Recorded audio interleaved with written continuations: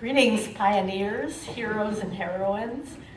We're on the verge of starting something new, and you're all going to be part of the shaping of it, and that's very exciting. I was really in tears this morning. I was so proud of everyone who actually made a pledge and did something new and different and made a difference. And it's the reward of human rights when things like that happen. And so we can all be part of that. I want to emphasize several things about the coalition. First of all, as I said, it's new, so it can be what we want it to be.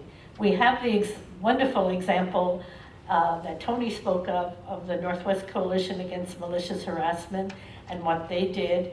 And I was a member of that original coalition, and so was Tony Sarai Clark. You want to raise your hand? Tony's back there, and Mary Voxman was members. So we know some of the wonderful things that they did, but you don't, so you can do new things, and that's the great part of it.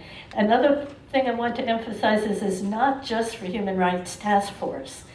I'd like to follow up Sister Carol Ann's talk about Bill Wasmuth. We're very fortunate toward the end of his life, a writer from our area, Andrea Vogt from Potlatch, Idaho, interviewed him in the last few years of his life and wrote a biography of him and also his own autobiography at the same time. So if you ever get a chance to read Common Courage, which is in the libraries, you should. He had some words to pass on about the coalition and his vision of it, so I'll share them with you today. There was the general premise that a great deal had been accomplished in the civil rights movement in terms of national legislation. But the next step that needed to happen, especially here in the Northwest, was a changing of minds and hearts. And that couldn't happen by federal legislation or the passing of more laws. That had to happen community by community and person by person. That's why we felt community organizing was the most important thing we could do. When the national leadership is focused elsewhere, it's even more necessary to focus attention on the local level. Oops, that's not the next one. But that's okay. You move a community in whatever way you can. Sometimes you dangle the economic development carrot, or you speak through the faith community or the educational system. There's a whole bunch of ways of motivating folks to take a look at what they are doing. Use them. We use them. It's not like major change is going to be able to occur based only on the pure theoretical, rational civil rights argument. And I think that's what I would like us all to think about as we have our discussions, that it's a people-to-people strategy that's going to be most lasting.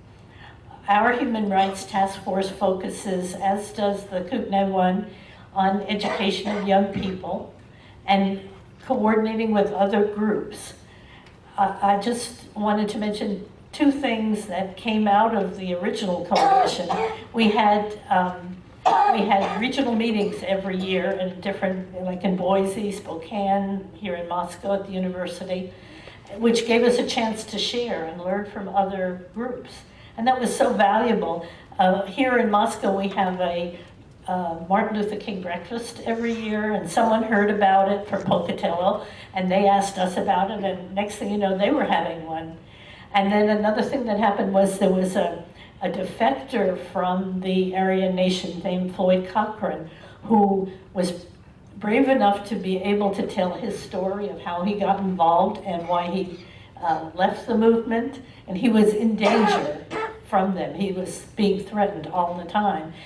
But he was willing to talk to groups, and because we had this coalition, we were able to set up like a block booking, we say in the arts, where he went from community to community to tell his story. And that wouldn't have happened unless we knew each other and we knew how to work together.